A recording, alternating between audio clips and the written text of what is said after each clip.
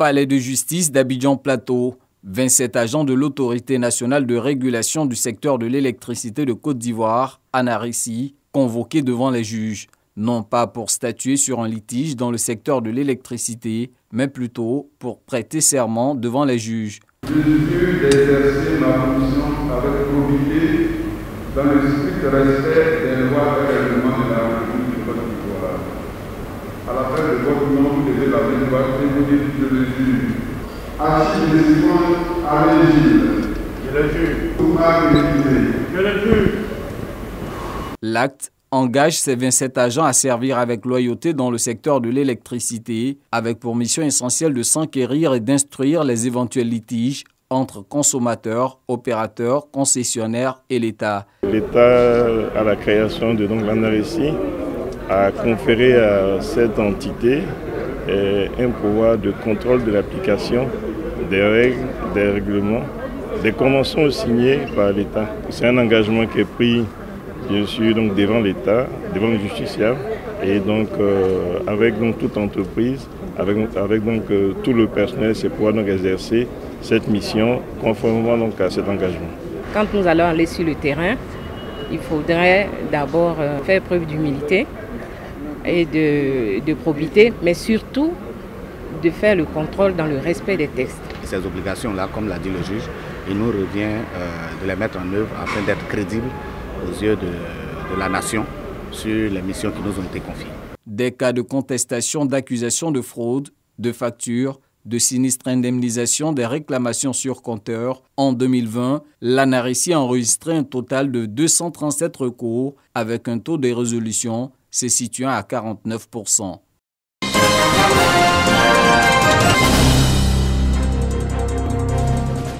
Transformer, commercialiser et exporter des mangues fraîches en Côte d'Ivoire et partout dans le monde sont les priorités des producteurs ivoiriens, mais les difficultés d'écoulement liées à l'étroitesse du marché intérieur et les maladies des fruits provoquent le pourrissement. Les conditionneurs n'arrivent pas à tenir pour prendre les mangues fraîches. Nous espérons que des solutions seront envisagées pour sauver la mangue ivoirienne. Avec une production d'environ 150 000 tonnes par an, la mangue fraîche est le troisième fruit exporté par la Côte d'Ivoire, qui se positionne comme troisième fournisseur du marché européen.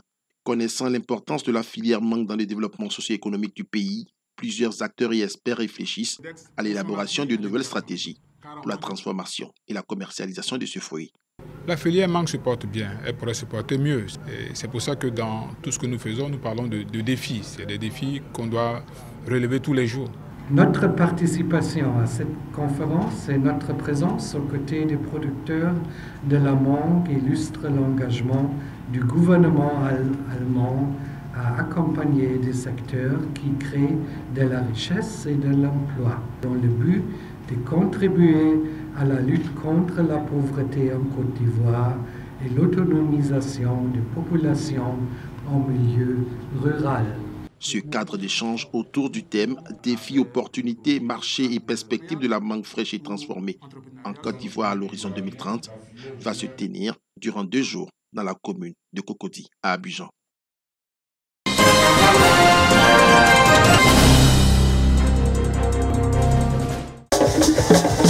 Les femmes de Dantoumba, dans la sous-préfecture de Kwata, en conclave pour la paix et le développement.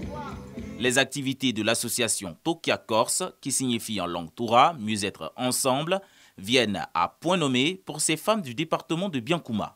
Je suis épanouie, je suis très fière parce que j'ai eu un congélateur qui m'a permis de faire mon commerce. Œuvrer pour leur développement personnel est l'objectif de cette association. Nous avons permis aux femmes de créer des activités génératrices de revenus à travers nos différentes cotisations. Nous avons organisé cette cérémonie pour d'abord démontrer aux femmes la cohésion qui est entre nous, qui existe entre nous, l'union qui existe dans notre association. Le ministère de tutelle salue cette initiative en faveur de l'autonomisation de la femme. Ces braves dames sont encouragées, vu le thème qu'elles développent, à savoir la cohésion sociale. Qui dit cohésion sociale dit vivre ensemble.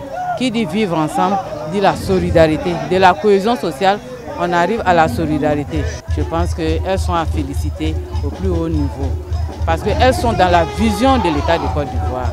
à savoir une Côte d'Ivoire solidaire. Cette cérémonie est présidée par Mathias Fé Digbe, leader de la nouvelle vision pour le développement de Biankouma. L'association Tokia Corse, créée le 24 décembre 2021, compte aujourd'hui 53 membres.